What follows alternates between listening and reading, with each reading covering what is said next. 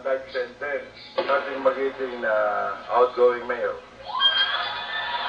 Bukod sa mga patuksa na sa entablado, kanya-kanyang diskarte sina Erap at Lim sa panliligaw ng boto ng mga taga-Maynila. Si Aling Cora, aminadong nabigyan ng 500 pesos ng kampo umano ni Erap. Kala namin, meeting lang.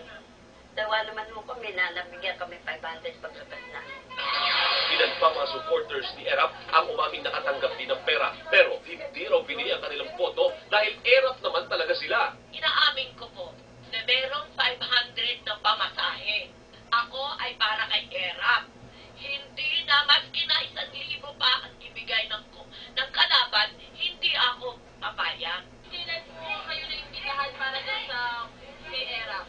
May 3, alas 2 ng tanghali. Ano pong sabi sa inyo? Lahat daw ng senior citizens pumunta ron sa Rizal Memorial Stadium. Anong meron? Meron daw konting palabas, konting bigayan. Nabigyan kami ng 500. Ah, Pagkain, dami. Kumain ako. Nakakain ako ng gusto. Pag uwi ko, yung 500 ko, binayad ko sa tindahan na inutangan kong kinain namin. Ibinanti naman ni Erap na may ginawa siyang vote buying. So yun, that was before the election started. All my birthdays or Christmas, walang eleksyon every year.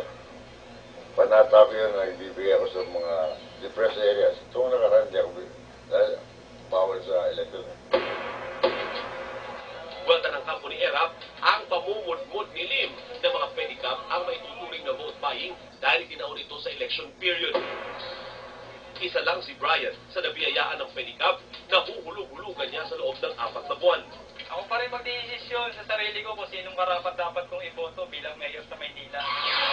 Handa rin si Lim sakali mag-imbisiga ang COMELEC kasunod ng akusasyon ng kalabang kampo. Hindi naman porke sinabi nilang madisqualify, masusunod na ang gusto nila eh. Bakit sila ba hari? Didiktahan nila ang COMELEC? Ba't hindi ako pinaimbestigahan ng COMELEC? Batay sa patakaran ng COMELEC, vote buying ang pamimigay o kahit pangangako ng pera, serbisyo o bagay kapalit ng pagboto o hindi pagboto sa isang kandidato o partido. Election offense po yan, so magkakaroon po ng pagkakulong at pagkadiskwalipika sa pagtakbo sa election. Yun nga lang, wala pa rin isang nakatulan o na-disqualify sa issue ng vote buying kaugnay sa nalalapit na halalan. Alvin Chico, Patrol na Pilipino.